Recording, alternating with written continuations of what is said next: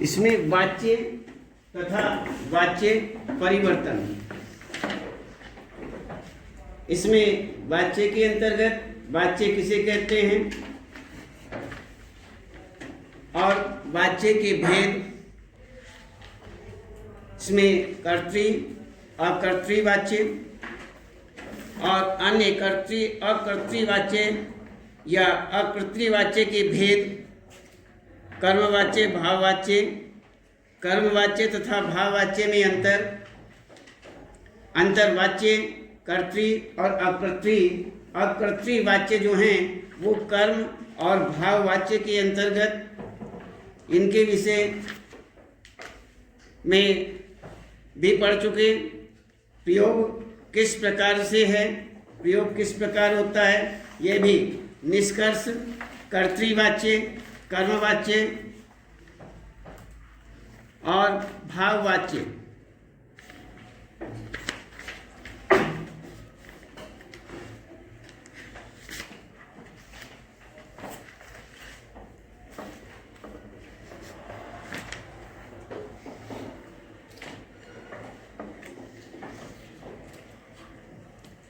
इसमें एक प्रयोग में देखते हैं कि प्रयोग या अन्विति या प्रयोग एक ही बात है, एक ही का पर्याय है।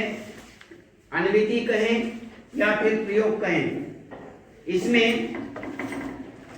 दिया है कि वाक्य की जो क्रिया है, वाक्य की क्रिया वाक्य में आने वाले किस संज्ञा अनुसार प्रयुक्त होती है, वहां होगी या बदलेगी, इस बात से। जैसे हिंदी में क्रिया के प्रयोग के 3 नियम विशेष रूप से बताए गए हैं। 3 नियम विशेष रूप से बताते हैं। इसमें पहला नियम देखते हैं। पहला नियम कि यदि कर्ता की संज्ञा के बाद में, कर्ता की जो संज्ञा है उसके बाद में कोई परसर्ग नहीं लगा है, अर्थात इसके विषय में कहते हैं कि कर्ता परसर्ग रहित है। कर्ता के बाद में कोई प्रसर्ग नहीं लगा हुआ है, अर्थात वहां पर परसर्ग नहीं है, कर्ता जो है परसर्ग रहित है। तो इस स्थिति में हमेशा कर्ता की संज्ञा के लिंग वचन के अनुसार ही वहां पर यह प्रयुक्त होगा या बदलेगा। जैसे घोड़ा घास खाता है, घोड़ा घास खाता है, और यदि वहां पर घोड़े आ जाए तो घोड़े घास खाते हैं। यहां पर परिवर्तन, घोड़ी घास खाती है, घोड़ियां घास खाती हैं। तो इस प्रकार से यहां पर परिवर्तन होता है।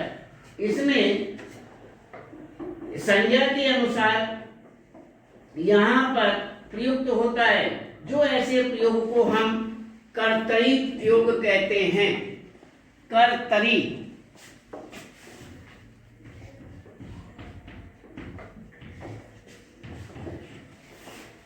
इस प्रयोग को हम कर्तरी प्रयोग बोलते हैं। इसमें कर्ता के बाद कोई भी परसर्ग लगा हो, यदि कर्ता है, कर्ता के बाद यदि कोई परसर्ग आता है, अर्थात कर्ता जो वह परसर्ग सहित हो, उसमें परसर्ग लगा हुआ हो, तो क्रिया कर्ता की संज्ञा के अनुसार कभी नहीं बदलेगी। ऐसी स्थिति में क्रिया वाक्य में आने वाली दूसरी संज्ञा संज्ञा या कर्म की संज्ञा के लिंग वचन के अनुसार ही प्रयुक्त होगी, उसके अनुसार ही प्रयुक्त मानते हैं, उसका प्रयोग होगा।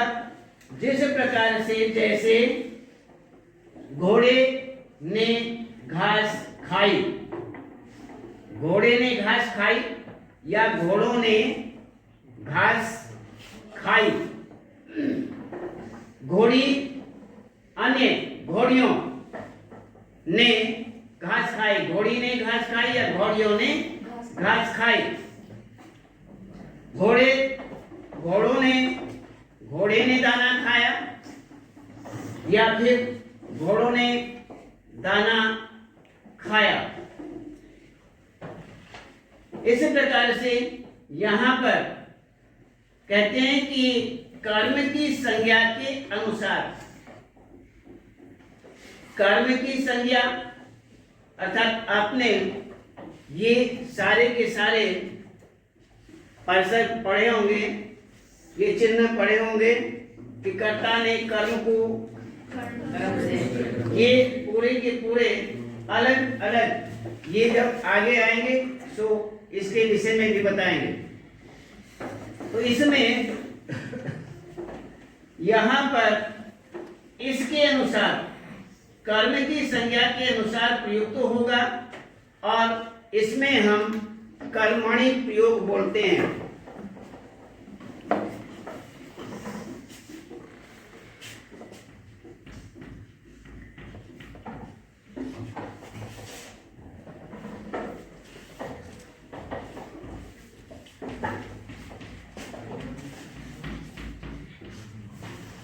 इस प्रयोग को हम कर्मणि प्रयोग कहते हैं। अब हमारे सामने है एक तीसरा प्रयोग, तीसरा नियम।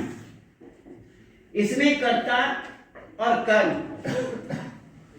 दोनों के बाद परसर्ग आता है।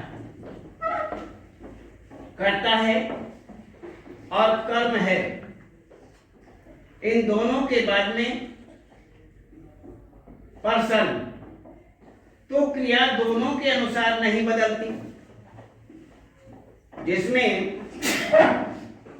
क्रिया वो कर्ता और कर्म के बाद में परसर्ग आता है, उसमें क्रिया इन दोनों के अनुसार नहीं बदलती है। ऐसी स्थिति में क्रिया जो है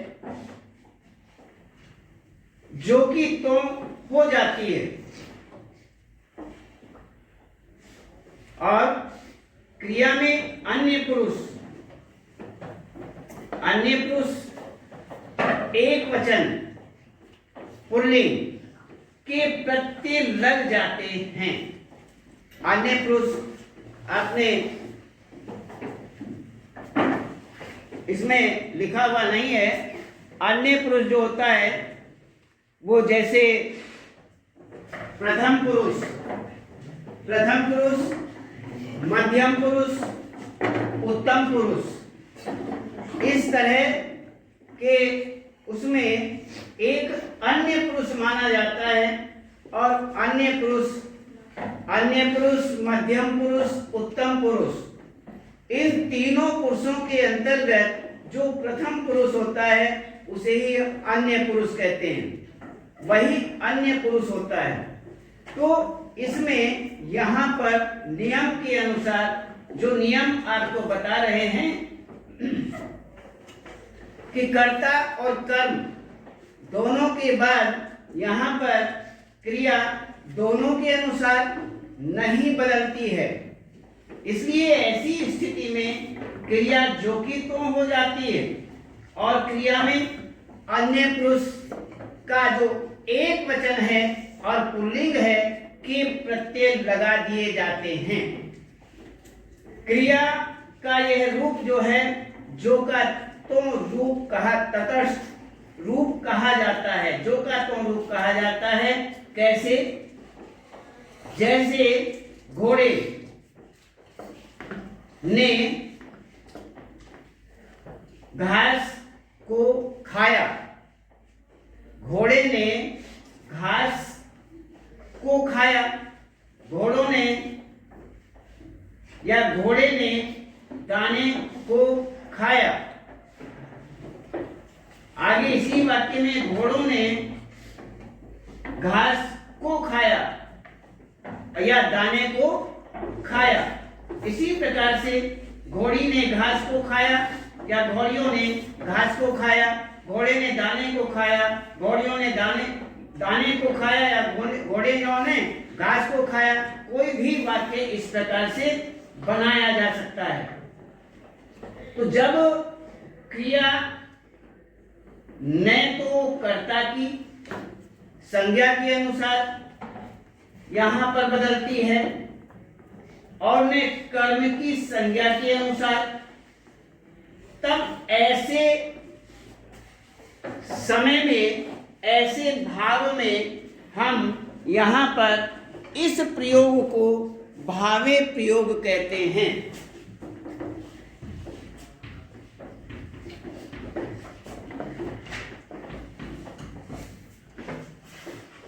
इस तरह के प्रयोग जो होते हैं जहां पर इस तरह से ये अपना कर्ता या कर्म दोनों के बाद जो है वो क्रिया दोनों के अनुसार नहीं बदलती, तो वहां पर भावे प्रयोग कहा जाता है। तो इस प्रकार से ये 3 नियम के तहत यहाँ पर प्रयोग होता है। तो 3 प्रयोग यहाँ पर बताए गए हैं। अब आगे हम देखते हैं इनका निष्कर्ष के रूप में। यहाँ पर यह भी कह सकते हैं कि कर्तृवाच्य में, कर्तृवाच्य के अंतर्गत कर्तृ, कर्मणि और भावे तीनों ही प्रयोग हो सकते हैं, तीनों का ही प्रयोग किया जा सकता है। जैसे कर्तृवाच्य के अंतर्गत देखते हैं, लड़का सेब खाता है या लड़की सेब खाती है। इसमें प्रयोग होता है कर्तृ प्रयोग। बच्चे ने सेब खाया या बच्चे ने लीची खाई। अन्य इसी प्रकार से यहाँ पर कर्म प्रयोग है, कर्मणि प्रयोग कहा जाता है। यहाँ पर कर्मणि प्रयोग हुआ। अब बच्चे ने सेब को खाया, बच्चे ने सेब को खाया या बच्चों ने सेब या सेबों को खाया। इसमें यहाँ पर भाव प्रकट होता है, भावे प्रयोग कहा जाता है। इसमें भावे प्रयोग का यहाँ पर प्रयोग किया गया। तो इस प्रकार से यहाँ पर ये पूरे वाक्य कर्तृ, कर्मणि या भावे तीनों प्रयोग इस प्रकार से यहाँ पर किए जाते हैं। तो ये हुआ आपका इसके अंतर्गत निष्कर्ष। तो अब हम आगे देखते हैं वाच्य परिवर्तन के कुछ उदाहरण के रूप में वाक्य कि किस प्रकार से यहाँ पर हम अन्य वाक्य जो हैं किस प्रकार से बदले जाते हैं। सबसे पहला कर्तृवाच्य से कर्मवाच्य में परिवर्तन। वे लोग मुझे बेईमान समझते हैं। वे लोग मुझे बेईमान समझते हैं या अन्य, इसमें यदि हम कर्मवाच्य के रूप में देखें तो उन लोगों के द्वारा मुझे बेईमान समझा जाता है। इसमें एक वाक्य आपके उदाहरण के रूप में और बताते हैं, सब लोग व्यायाम करते हैं। सब लोग व्यायाम करते हैं या सब लोगों द्वारा व्यायाम किया जाता है। तो इसी प्रकार से यहाँ पर एक कर्तरी, कर्मणि और भावी प्रयोग के अंतर्गत ये आपको बताया। इसके बाद फिर कल बताएंगे।